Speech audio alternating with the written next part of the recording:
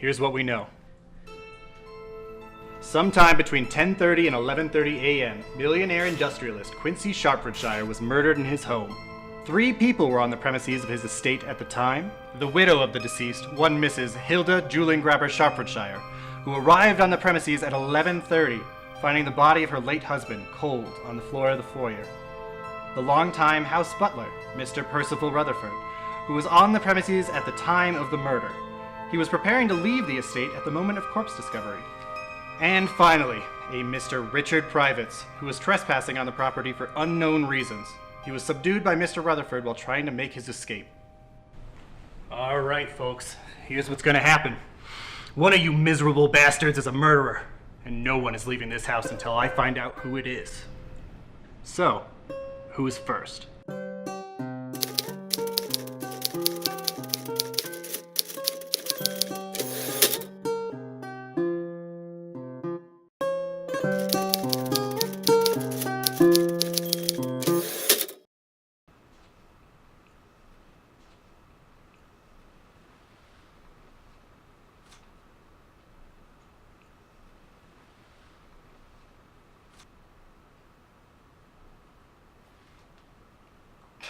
All right, Miss Hilda. Let's just get down to the brass tacks. You killed your husband. Now admit it. I didn't kill him, but I wish I did. Gonna need you to elaborate on that. I'll start from the beginning. It was this morning. Quincy and I were talking about his health. He had been suffering from a slight cold, sneezing, runny nose, and all that. And so I sort of asked him, passively, if he had given any thought toward composing his will. He starts asking me things like, why would you ask me that? And what are you, some kind of gold digger? Imagine that! Me, his loving, caring wife, only after him for the money. The gall on that man. Sorry to interrupt, but how long were the two of you married? Well, 2 months. But I have right to know that I'll be taken care of if, heaven forbid, something happens to my dear husband. Something has happened to him. He's been murdered. That's why we're here. Oh. Yeah. Well. Anyway. So I yell at him, and he yells at me, and he starts threatening to take me out of his will entirely. So I threatened to flush his potassium pills down the toilet. And he freaks out because the doctor told him that he has low potassium. But who has low potassium? Right. Potassium. So I'm fed up. I take the credit card and leave to get groceries. That was the last time I saw him alive.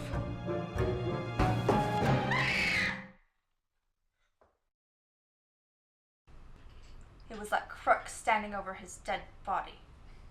He's the one to thank for killing that snake. Okay, so just to recap, you love your husband of 2 months, but you're glad he's dead because he was cutting you out of the will, and you left to go get groceries and he was dead when you got back? Well, I'll be honest, I have no idea what to make of that. Who's next?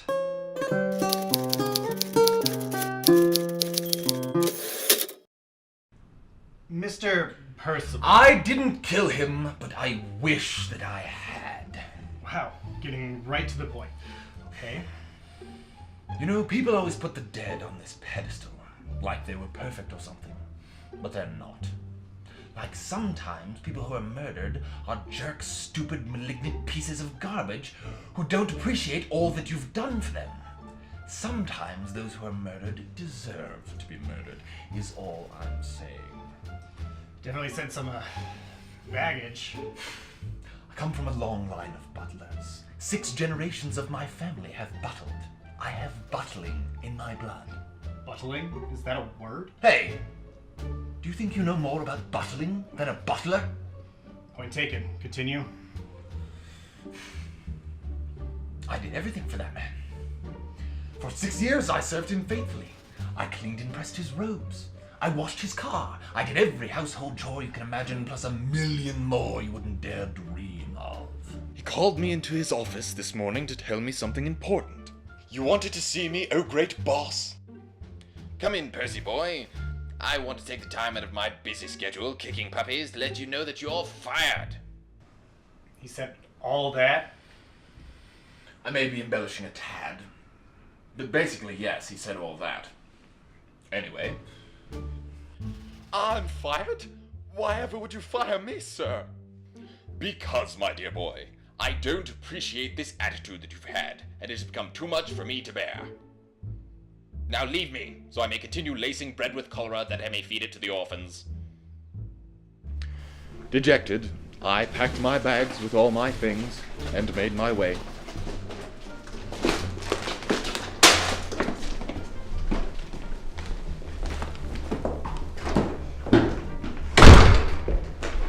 But, as I was leaving, I valiantly chose to stop the burglar who was vandalizing my former home. Quincy no doubt deserved what he got, but I suppose my heroic instinct just kicked in. Okay, moving on. Who's next?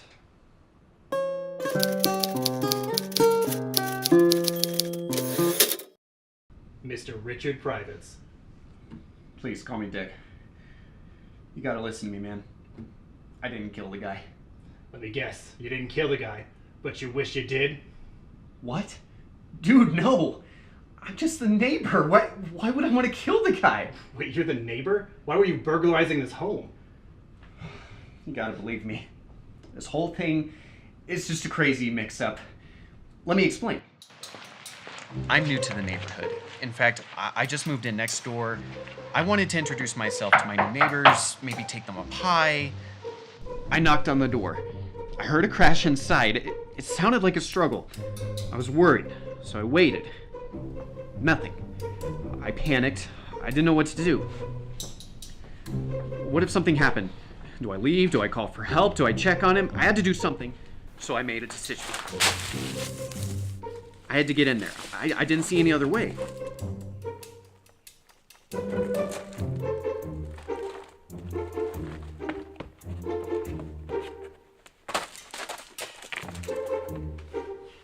But I got stuck, and I panicked again.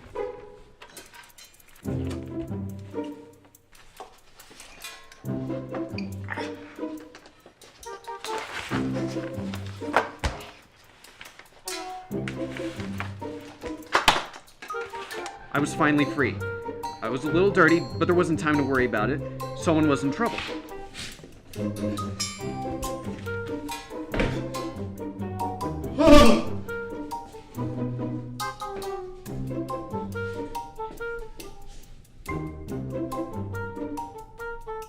Come in.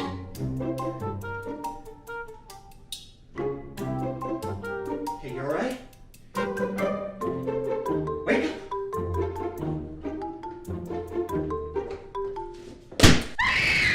It all happened so fast. There was a corpse, a woman screaming, then I freaked out and jumped ship. And the next thing I know,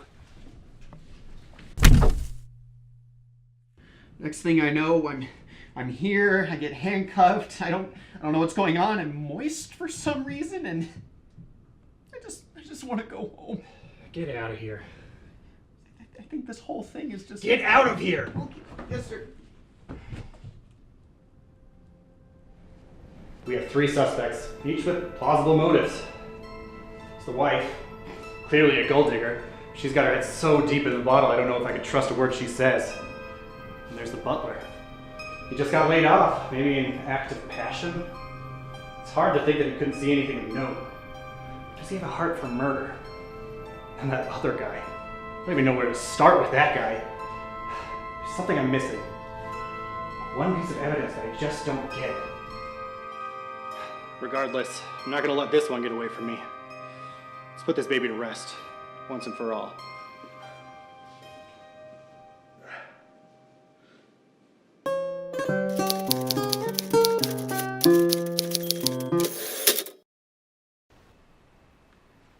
So, seen any good movies lately? I can't believe one of you is a murderer. I mean, I'm not complaining. I'm loaded now. But one of you is a murderer. I will have you know, madam, I would never lower myself to such levels of filth. How do I know you didn't kill him? How dare you! I may be a lot of things, but I am no murderer. I'll not take any lip from the help. Oh, Guys, like let's the just word of some calm gold-digging down a tramp little. means anything. Tramp! You lazy, bowdy, freeloading! Oh, I'm a freeloader? Why Guys. don't you say that to my face, you floozy? Why don't you make me? Maybe I should. What's happening? All right, scumbags. One of you is not as they seem to be. So who isn't telling the whole truth, huh? My head's killing me. You mean to tell me that you didn't actually check to see if he was dead? I could say the same to you. You're a cop! And you're his wife. What is going on? Okay, I think I can explain what happened. So my wife and I had just had a heated argument. She left in a huff to get some groceries, and I felt rather faint. The doctor had warned me not to overexert myself on account of my low levels of potassium. I heard a rather loud knock at the door, which caught me off guard.